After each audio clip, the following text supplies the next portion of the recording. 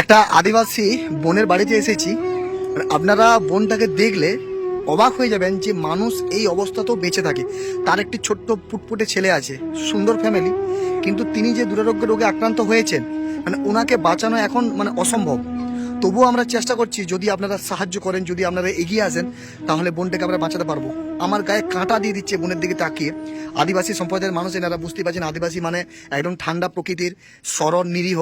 তো তাদের বাড়িতে এরকম বিপদ হলে মানে পাশে থাকার মতো কেউ নেই। এনারা গ্রামবাসী সবাই এসেছেন সাথে। বোনটা ভিতরে আছে, এটা ওই বোনের বাচ্চা, এটা বাচ্চা তো। আর আপনি ওই বোনটার মা। এই বাচ্চাটার বয়স কত? 10 মাস। বোনটা ভিতরে আছে, ছোট্ট বাচ্চাটা। বুঝতেই পারছেন মানে ওর মাকে আমাদেরকে যা হোক করে বাঁচাতে হবে, নাহলে এই ছোট্ট বাচ্চার জীবনটা শেষ হয়ে যাবে। আমার বাচ্চাকে নিয়ে ভালো থাকতে চাই, সবার মতন আমার বাচ্চাকে নিয়ে আমি ভালো থাকতে চাই। আপনারা একটু সাহায্য করুন আমাকে, আমি আমার বাচ্চাটাকে নিয়ে ভালো থাকতে চাই, সুস্থ থাকতে চাই। দয়া করুন, আমাকে একটু সাহায্য করুন।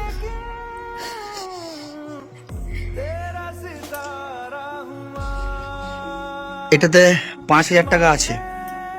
এটা আমাদের বর্ধমানের হাবিজুর রহমান দা টাকাটা দিয়ে পাঠিয়েছে আপনাদের জন্য।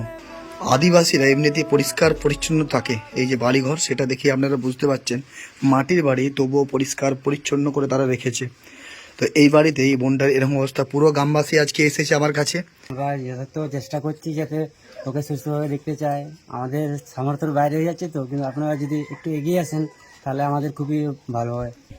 তুমি আসো, তুমি দাদা, তুমি ঠিক করো।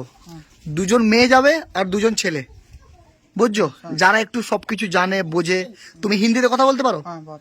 হিন্দিতে কথা বলতে পারলে হিন্দি বুঝতেও পারবে। তাহলে তুমি যাবে, তোমার সঙ্গে আরো দুটো ছেলে নেবে, বা একটা ছেলে নেবে আর দুটো মেয়ে ছেলে নেবে। কলকাতার নিজের খরচাগুলো ওগুলো কি করে করেছেন? বাড়িতে আমাদের যতটুকু জমি জায়গা ছিল সব বিক্রি করে ফেলেছি। সব বিক্রি করে দিয়েছেন।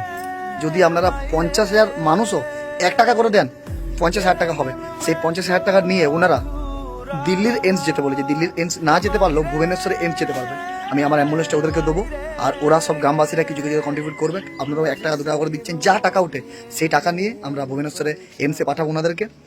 ছোট্ট একটা 1 বছরের বাচ্চা আছে, তো সেই বাচ্চাটার জন্য ওর মাকে বাঁচাতে হবে। আপনারা যতজন ভিডিওটা দেখছেন, যদি আপনারা 1 টাকা 2 টাকা করে কন্ট্রিবিউট না করতে পারেন, ভিডিওটা অন্তত শেয়ার করেন।